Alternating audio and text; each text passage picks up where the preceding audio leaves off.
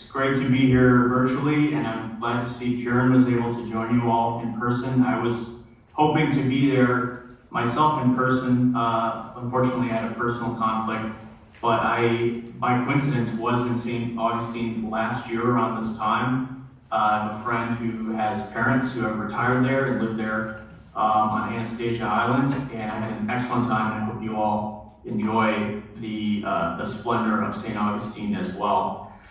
I just wanted to make a quick note because, as Stan mentioned, this is sort of an extraordinary and novel situation, and it really has gone quite smoothly, and I think it speaks to everyone's spirit of collaboration and friendship, these notions that have been mentioned prior today, and as we hear about in Nava in general. So, of course, I had never met Kieran before. We met virtually just earlier this week via Zoom, just to check in and say hello, and it's been a real pleasure to work with him. But I think the most interesting thing for you all to know is that the way this came together was really a lot of serendipity. I have been studying and working on the topic of dragons in lore in general for over 2 years now, and this is all towards a full-length book that I will mention at the end of this presentation. But at any rate, of course, as a member of Nava and as a vexillologist, I needed to, of course, include any mentions of dragons as they appear on flags and that nexus. So I, of course, submitted an abstract to Stan several months ago on this topic, and then and it was accepted. And then lo and behold, what arrived in my mailbox not long afterwards was this issue of Vexillum, number 17, and of course on the cover is dragons and mystique, and dragons add mystique and strength to European and Asian flags, the title of Kieran's article. And I looked at it and I was so impressed and I really enjoyed it, and I thought to myself, Kieran has this topic covered. There's no reason for me to continue to plan on presenting on this topic at Nava 56, and I said happily to Stan and to Ted K. I said, I'm doing this, of course, gladly, because it's been done. I'm going to bow out. Well, they encouraged us to collaborate instead, and they said, you both have an interest in this topic. Kieran has done a fantastic job on his art in the form of his article, but there are probably areas where there isn't overlap between Kieran's research and my research. So we decided to go for it, and this is the result of that collaboration. So thanks again to Kieran for being game to join me in this endeavor, and I really look forward to moving forward with this paper with him and presenting with him today. So without further ado, I'll pass it over to Kieran, and he will get us started on our presentation for the dragon motif as central vexillological device. Thank you. Go ahead, Kieran. All right, well, thank you, Rob. So let's get started.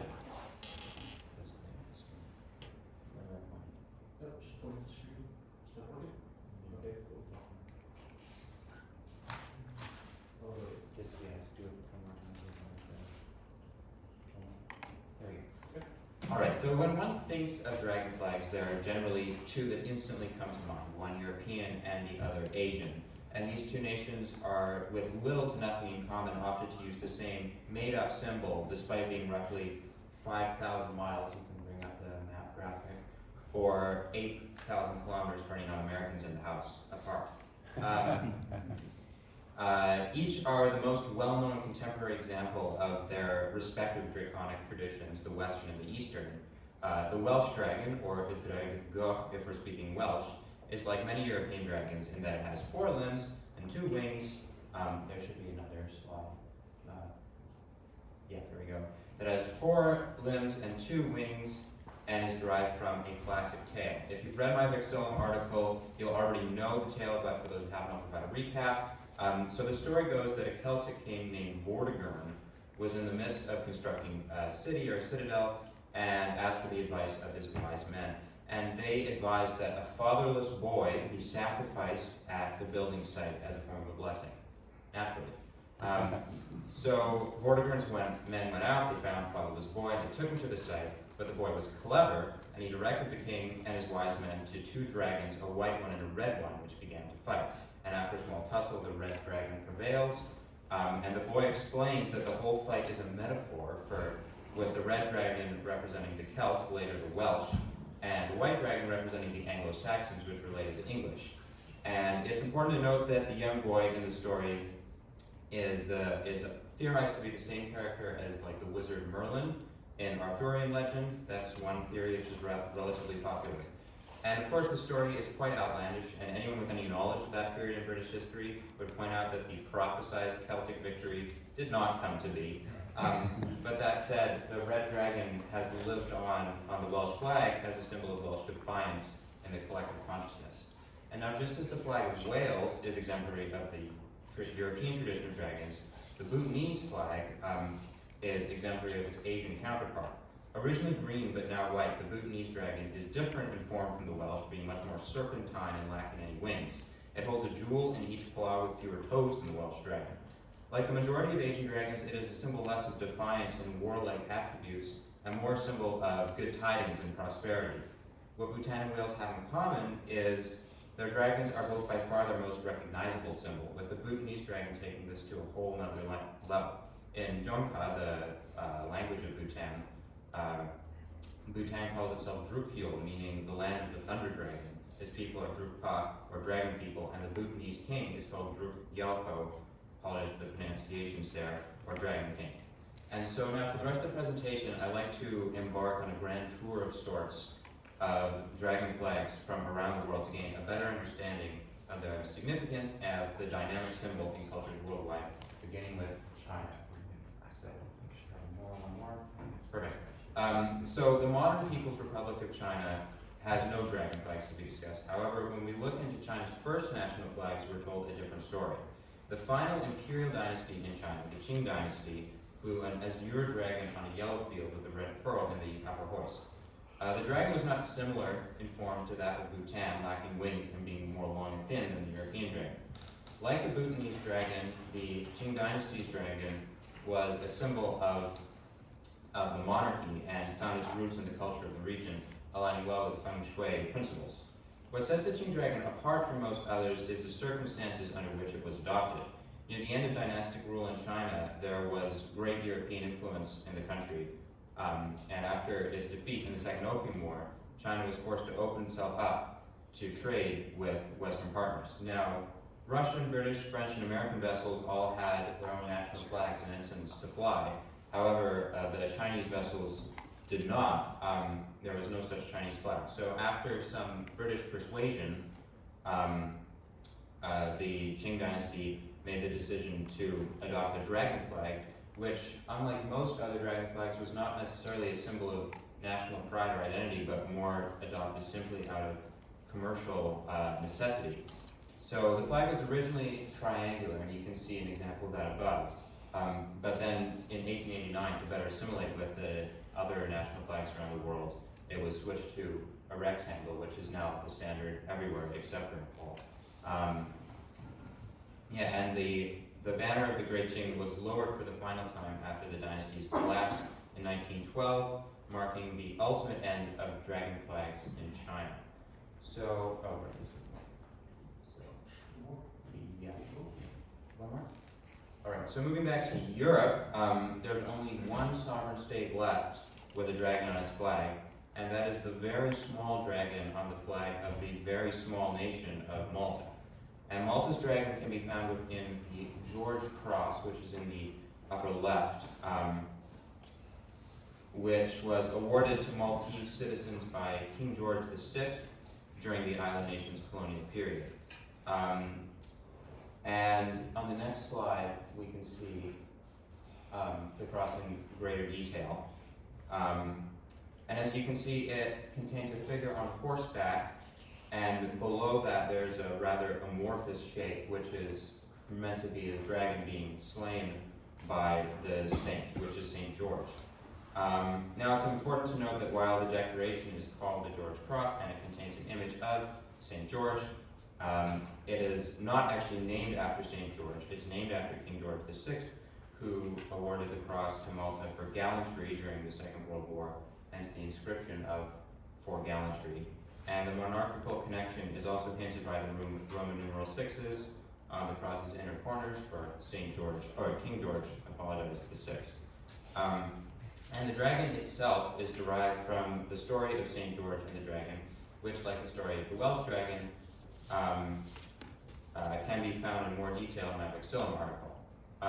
There are, of course, many interpretations of the story, but briefly stated, in the 4th century AD, St. George saved a village from a terrible dragon which ate one resident of the town each day. At first, the villagers selected people for this fate at random, but then the king's daughter was selected, the dragon had to go. St. George took matters into his own hands and slew the dragon, with the townspeople converting to Christianity in return. And St. George has been the patron saint of England since the 14th century, and depictions of him slaying the dragon remain common on European flags to this day. So, next slide please. Oh, 2 clicks. There we go. Now, in discussions of European dragon flags, England is often overshadowed by its western neighbor Wales, potentially the only topic in which that's the case. However, that's not to say that England doesn't have its own rich history of dragon flags, quite opposite in fact. The most notable of the English dragons can be traced back to the Kingdom of Wessex, which existed before any unified Kingdom of England, so it was completely independent, unlike modern English counties. And a very early version of this dragon symbol was used by Alfred the Great, King of Wessex, during his campaign against the Vikings who inhabited northern and eastern England. That said, the most well-known historical use of the dragon in England was nearly 200 years later by Harold Godwinson, England's final Anglo-Saxon king. And perhaps one of the most famous events of medieval English history, Godwinson carried a golden dragon standard into the fateful Battle of Hastings, which anyone knowledgeable about history will know he didn't carry it out of the Battle of Hastings. And it's important to note that accounts of Godwinson's standard have varied a little bit. Sometimes it is said that the dragon's red, not gold, but usually it's gold. But whatever the color of the dragon, Godwinson's death in battle did not mark the end of dragon flags in England, like the fall of the Qing dynasty did in China. And the dragon, as a symbol of the now cultural region of Wessex, was revived by William Crampton and registered with the UK Flag Institute in 1974, and now flies on a red field, as you can see at the top. And also in the region of Wessex is the county of Somerset, which flies a suspiciously similar dragon flag, with the colors reversed. But despite the resemblance, the Association of British Counties insists that both dragons were actually influenced by the Welsh dragon, which was in turn potentially influenced by ancient Roman dragons called Vexillological. Whether or not the theory holds water is up for debate. However, regardless of the dragon's origins, it was the most popular symbol in a 2013 contest to determine the flag of Somerset, and it was the most successful, no doubt, in part due to the dragon's connection to the region. Next slide.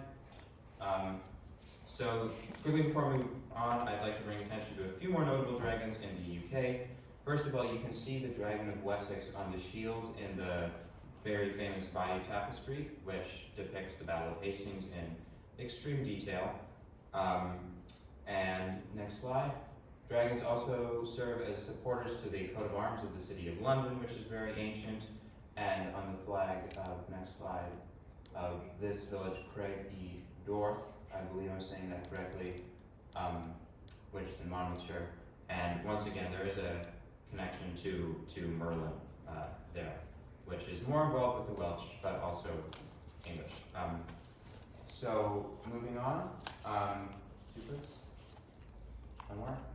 To the Russian Federation, moving east, we find two very different dragons. So first of these is Kazan, which is located in the Republic of Tatarstan in south central Russia. And it's important to note that while located in the Russian Federation, Tatarstan is predominantly inhabited by the Turkic peoples, the Tatars, as the name would suggest. And the flag of Kazan flies a zealant, which is a dragon-like creature with the body of a snake and the feet of a bird. It's a little strange looking perhaps.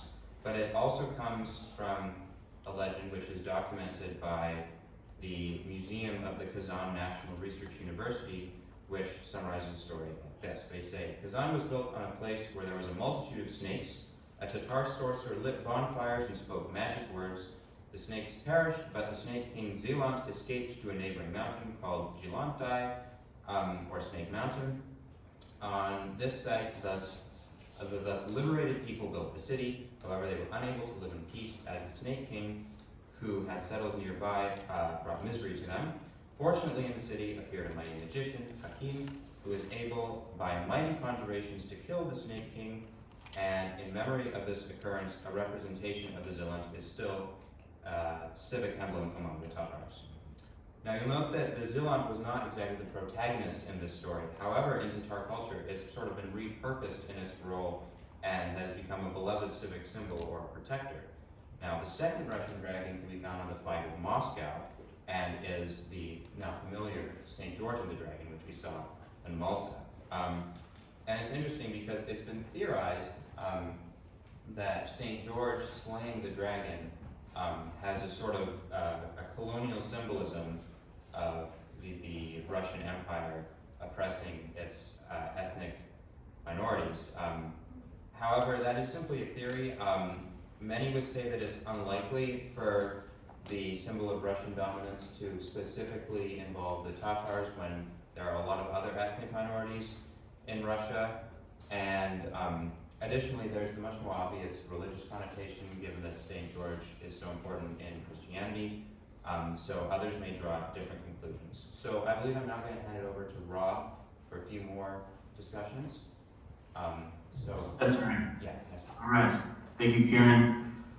Okay, so moving on to Slovenia, which in the city of Ljubljana, the capital, which as we know and was mentioned earlier, is going to be the host city of ICV 29, the International Congress of Vexillology, next month.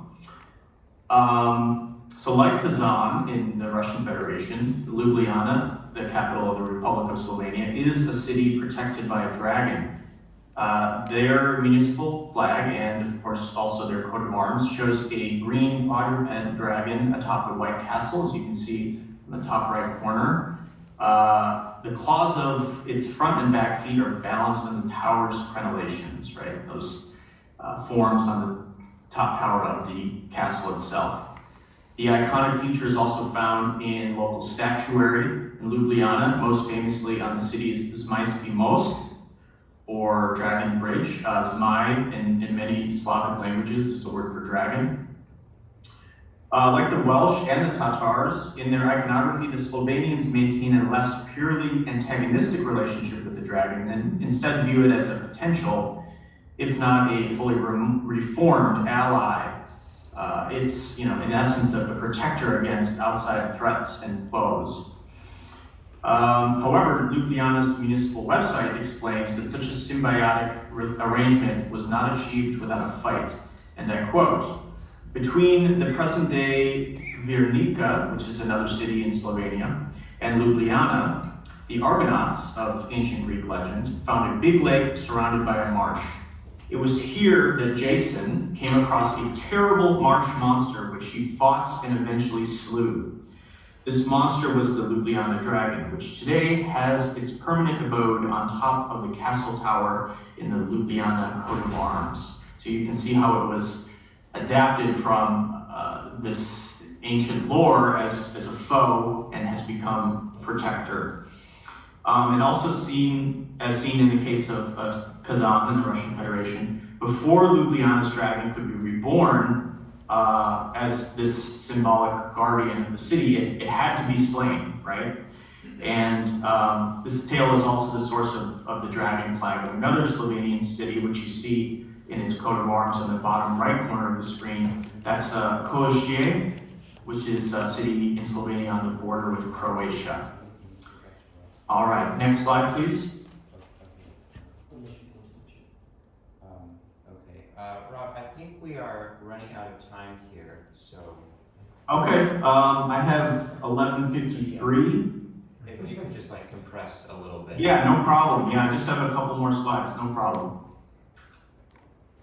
All right, thank you very much. Oh, go back one, please. Okay, so in brief, I wanted to show a little bit of evolutionary vexillography in the spirit of Donald T. Healy, who proposed this approach in the 1980s of the flags of Macau. As you can see on the top right, that's the proposed flag for the former Portuguese colony of Macau. And that was first founded by the Portuguese in 1557, when they first leased the territory from the then ruling Ming Dynasty. This territory, as you may know, was under Portuguese rule until 1999, when it was handed over to the People's Republic of China as a special administrative region. At any rate, there's a very distinct hybrid culture, and it is dying out somewhat. The Portuguese elements are being supplanted by mainland Chinese and also by English language elements as well. But at any rate, for many centuries, this was a hybrid culture between Cantonese and European Portuguese elements. So you see on the top right what was the oldest flag, and then that coat of arms was incorporated into the government of the territory, which is what you can see in the middle flag there, and it says Government of Macau on the banner. And then on the bottom you see the new flag of Macau, the current flag since 1999. Next slide, please. So the coat of arms that appears on the fly of the flag we saw in the previous slide, and the oldest version, was proposed by the Portuguese government in 1935, and you can see the document that stated this design. So there were also designs proposed for the other colonies of the Portuguese Empire at the time, including Angola, Cabo Verde, Goa, Guinea-Bissau, Mozambique, Sao Tome and Principe, and Timor, now known as East Timor. Next slide, please. And that's Macau's right there next to the arrow. So, of course, of interest here is the Asiatic dragon, which is incorporated into the coat of arms, which is a very long-standing Portuguese set of symbols, which I won't go too much into detail here in the interest of time, but will be explained further in our paper. So go to the next slide, please. And then I wanted to touch on Hong Kong as another similar example of this fusion between Eastern and Western draconic varieties as seen through vexillology. So the blue ensign that we see on the top right, which of course has the Union Jack in Canton, was used between 1959 and 1997, and 97 was the year that Hong Kong was handed over to the People's Republic of China, only 2 years before Macau was. Of course, this design and any use of the Union Jack was entirely in the coat of arms, of course, as well. Though both of those were discontinued entirely after 1997 because, of course, the People's Republic of China was now in power. So you see the current flag on the bottom right, which is very distinctive, completely different design and semiotics from the colonial version. So next slide, please. But of interest to our interpretation of current events is the use of this colonial flag in the protests in Hong Kong in 2019 and even into 2020 and somewhat beyond, although many of those protests have been suppressed and are no longer happening. But this was again against the total takeover of Hong Kong by Beijing, right, the central government of the People's Republic of China. Hong Kong, after 1997, had a degree of autonomy and many laws that were unique to that special region, and now it is being more fully incorporated into the People's Republic of China, much to the chagrin of many local Hong Kongers. And you see in this photograph from 2019, the colonial flag of Hong Kong being very prominently featured and waved. So next slide, please. Okay, so just in conclusion, who really cares about dragons, right? I hope we've convinced you that they are of interest. It's a fascinating topic. But one particular story really stood out to me, and I had to include it in my forthcoming book as well, which is that of an individual named Vinath Odomsine of Dublin, Georgia, my current home state. Can you click ahead, please, real quick? So, in brief, Mr. Odomsine, he purchased this card, which is a Pokemon card from 1999, at a cost of $57,789 US in August of 2020. However, the means by which he funded this purchase was through a $85,000 payroll protection program loan from the US government that was supposed to be towards saving his business from peril caused by the coronavirus pandemic. He was arrested. He's currently serving 3 years in prison. So who cares about dragons? Well, certainly this individual did, and he paid dearly for his love and passion for dragons. So just a little side note there, and I'll go quickly to our final slide.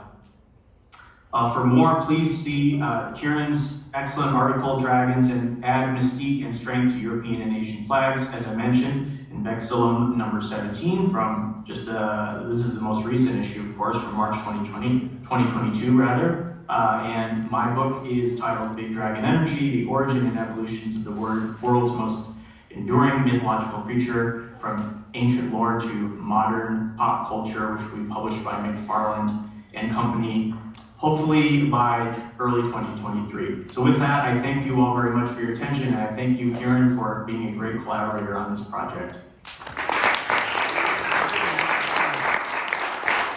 Okay, first we are up on our time for breaking for lunch. Let's just take 2 questions if we have them, and then we'll move on right after. So Kieran and Rob, over to you. 2 questions if you would. Okay. Okay, do you see any particular different way that they use different kinds of dragons in different cultures? Like for example, in Wessex they use the amphitheater, in Bhutan they use a long dragon, and in Wales they use a standard dragon. Is there any difference in the way they implement those, or are they treated as the same dragon? So I believe you're asking about differences in the visual form of dragons between cultures and whether they're represented the same way. And of course there are a lot of different variations. You know, as I said earlier, in Europe the dragons have more. They have limbs, they have wings, whereas in Asia they tend to be more serpentine, and they are treated differently. In Europe, they tend to have a more negative connotation, or if it's positive, it's more of a warlike protector, whereas in Asia, they tend to be more symbols of good tidings and wealth and prosperity. So hopefully that answers your question. Do we have one more? It seemed like almost every dragon you had shown had a loop in its tail. Is there any symbolism behind that? I'm not aware of any specific symbolism regarding the loops in the dragon's tails. It's entirely possible that there's something there that we missed, but I think my best guess is that it's just become a standard way to draw dragons. I don't know any specific connotations. Yeah, it's mostly style.